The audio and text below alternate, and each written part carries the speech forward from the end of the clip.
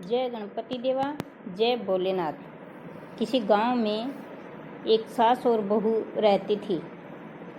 तो बहुत ही अच्छी संस्कारी स्त्री थी। भोलेनाथ की पूजा किया करती। सुबह जल्दी उठकर स्नान करके भोलेनाथ की पूजा अर्चना करके और बाद में घर का सारा काम निपटाया करती थी। और सास उसे बहुत ही परेशान किया करती थी, बहुत कठोर स्वभाव की थी। तो वह बहू कुछ नहीं बोलती, दुख सहते सहते सारा काम कर लिया करती और भोलेनाथ की पूजा करती रहती। सारा दिन भगवान का नाम मन ही मन लेते रहती। फिर काफ़ी दिन होने पर सावन की शिवरात्रि आई। तब उसने कहा, माँ जी, आज मेरा व्रत है शिवरात्रि का। और वह तैयार हो करके और मंदिर में शिवलिंग पर जल चढ़ाने के लिए जाने लगी। तो सास कहती है, कहाँ जा रही है? तो वो कहती है, माँ जी, आज मेरा शिवरात्रि का व्रत है, इसलिए मैं शिवलिंग पर जल चढ़ा कर आ जाऊँ। तो सास कहती है, अरे शिवलिंग पर जल चढ़ाने से हमारे खेत में जो फसल है वो काग और चिड़ियाँ उसे नष्ट कर देगी। तो तुम खेत में जा और फसल की रखवाली कर। रखवाली करने से फसल अच्छी होगी, शिव तुझे कुछ नहीं देने वाला। तब वह निराश होकर के बहू खेत में चली जाती है और जा कर के बाजरे के खेत में रखवाली करती है। और कहीं एक साइड बैठ करके वह रोने लग जाती है और कहती है, हे भगवान, मेरी पड़ोस की सारी औरतें मंदिर में जा रही है, शिवलिंग पर जल चढ़ा रही है। मैं कितनी अभागी हूँ कि शिवरात्रि के दिन भी मैं भगवान के मंदिर में नहीं जा सकती। तभी पार्वती जी ने शिव भगवान से पूछा कि हे भगवान, इस भक्तनी ने तुम्हारा क्या बिगाड़ा है कि हे महाराज। ये पार्वती शिव भगवान से कहती है,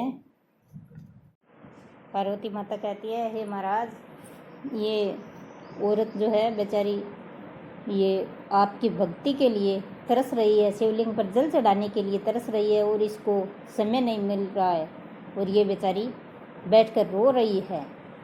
ये आपकी सच्ची भगत है, तो हमें चलकर इसकी रक्षा करनी चाहिए। तभी शिव भगवान और पार्वती माता दोनों सेठ और सेठानी के रूप में आ करके और उस औरत से पूछते हैं कि बेटा, क्या बात है, तुम यहाँ क्यों रो रही हो? तभी वह बहू बताती है कि आज मेरा शिवरात्रि का व्रत है और मेरी सास ने मुझे खेत में फसल देखभाल करने के लिए यहाँ भेज दिया है, तो मैं शिवलिंग पर जल नहीं चढ़ा सकती। तभी शिव भगवान कुछ सामग्री दे करके और उस बहू से कहते हैं कि जाओ, तुम अपना व्रत पूरा करो और शिवलिंग पर जल चढ़ा कर आओ मंदिर में जा कर के, और हम तब तक तेरे खेत को संभाल देंगे। तो कहती है, ठीक है। वह खुशी खुशी घर आ जाती है और आ कर के पूजा की थाली लेकर मंदिर की तरफ चलती है। तो उसकी सास कहती है, क्या बात है बहू, तुम खेत नहीं गई? तो वो कहती है, माता जी, मैं खेत में गई थी, लेकिन वहाँ एक सेठ और सेठानी आए और वो बोले, तुम्हारी खेत को हम संभाल देंगे और तुम जा कर के व्रत कर सकती हो। तब सास बोली, अच्छा ये बात है, तो मैं देख कर आती हूँ, किसको बिठा कर आ गई तुम खेत में, ऐसे करके। और वह सास खेत में जाती है और बहू शिवलिंग पर जल चढ़ाने के लिए मंदिर जाती है। खेत में जा कर के सास देखती है तो खेत में बाजरे की जगह हीरे चमक रहे हैं। पूरा खेत हीरों से जगमगा रहा है।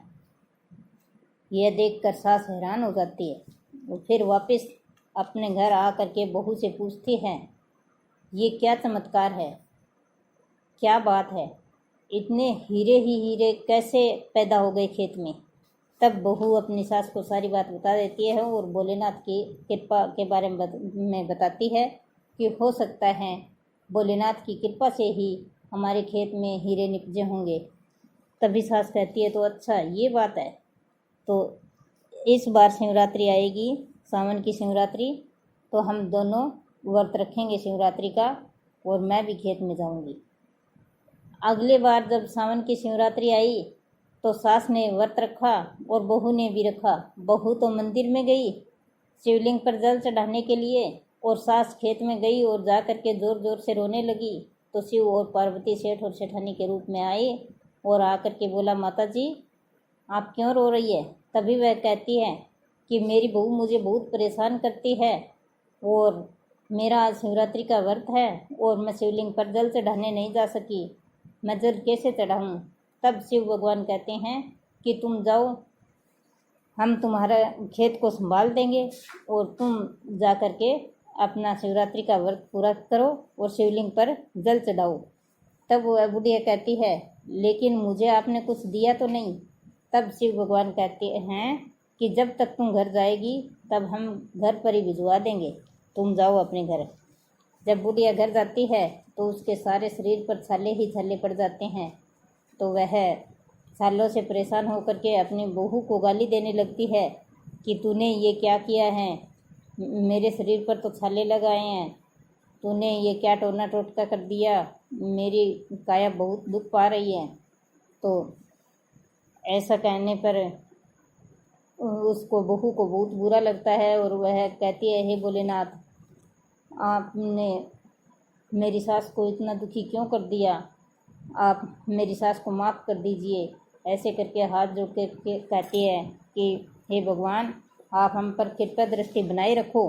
तभी शिव भगवान और पार्वती जी प्रकट होते हैं और सास से कहते हैं कि तूने लालच में आकर व्रत किया था, इसलिए तुम्हारे शरीर पर छाले पड़े हैं। बहू ने सच्चे मन से शिवरात्रि व्रत किया था, इसलिए हीरे निपजे थे खेत में। तो ऐसा सुन करके दोनों सास और बहू शिव भगवान के पैरों में गिर गई और माफ़ी मांगने लगी। बहू कहती है, हे भोलेनाथ मेरी सास की गलती को माफ़ कीजिए, मैं आपकी सदा भक्तनी रहूँगी, सदा ही आपके चरणों की दासी रहूँगी। तभी शिव भगवान उसके छाले झाड़ देते हैं और घर में धन धान्य की कोई कमी नहीं होती, और दोनों सास और बहू खुशी खुशी रहती है और हर शिवरात्रि के व्रत करती है। और सभी व्रत करने वालों को, शिव भगवान की कहानी सुनने वालों को, कहने वालों को और ओंकारा बनने वालों को भगवान कोई चीज़ की कमी न आने दे और सबको सुखी रखें। मैं यही भगवान से प्रार्थना करती हूँ। और अगर आपको वीडियो पसंद आई है तो लाइक शेयर सब्सक्राइब ज़रूर करें, बेल आइकन दबाएं और धन्यवाद मेरी पूरी कहानी सुन